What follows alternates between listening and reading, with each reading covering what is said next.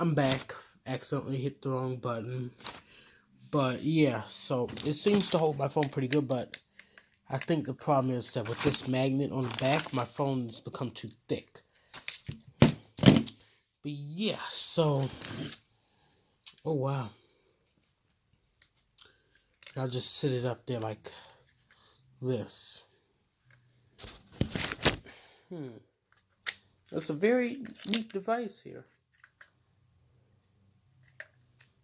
I have to say I like it a lot.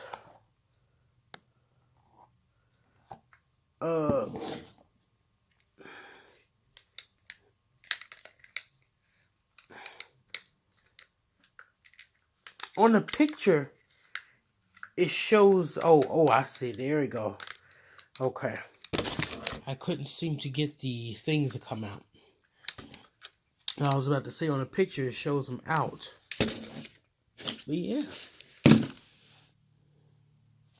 And that's what it's supposed to look like. I'll make another video showing what it's like in my car. But yeah, don't forget to like, comment, subscribe, and I'll see y'all in another video. Thanks for watching.